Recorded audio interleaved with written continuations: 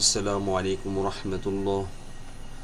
সম্মানিত ভিউয়ার্স, আল্লাহর এই দুনিয়ায় যে যেখান থেকে আজকের এই ভিডিও দেখতেছেন সবাইকে দৈনিক গণিত শিক্ষায় চ্যানেলের পক্ষ থেকে আন্তরিক শুভেচ্ছা। আজকের এই ভিডিওতে সবাইকে স্বাগত। এমপিওভুক্ত শিক্ষকদের পদটি নিয়ে সর্বশেষ, চলুন আমরা বিস্তারিত জেনে নিই।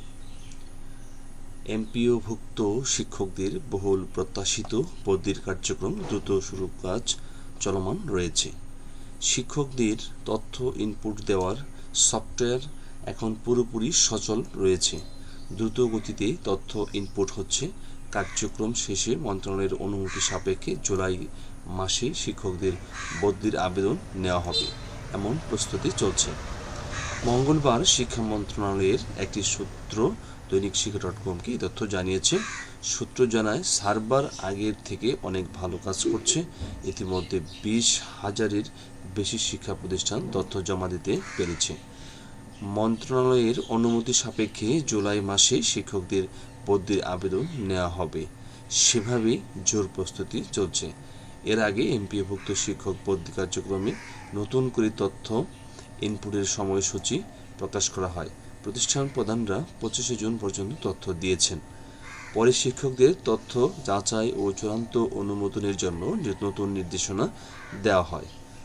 28 জুনের মধ্যে প্রতিষ্ঠান প্রধানকে প্রয়োজনীয় ডকুমেন্টসের হার্ড কপি মাধ্যমিক ও উচ্চশিক্ষার আঞ্চলিক পরিচালকের কার্যালয়ে পাঠাতে বলা হয়।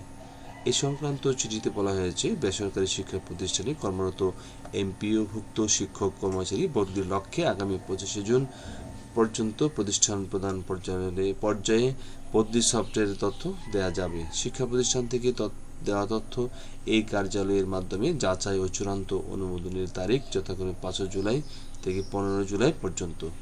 এর পরিপ্রেক্ষিতে তথ্য যাচাই ও চূড়ান্ত অনুমোদনের জন্য আগামী 28 জুনের মধ্যে শিক্ষা প্রতিষ্ঠান থেকে বদলি সফটওয়্যারের দেওয়া তথ্যের রিপোর্ট, প্রিন্টকৃত সর্বশেষ এমপিও শিট, সত্যায়িত টিচার স্টাফ রিটার্ন, অগ্রায়ণপত্র সহকারী মাধ্যমিক ও উচ্চ পরিচালকের দপ্তরে সশরীরে বাহক মারফত হার্ড কপি পাঠানোর জন্য অনুরোধ করা হলো।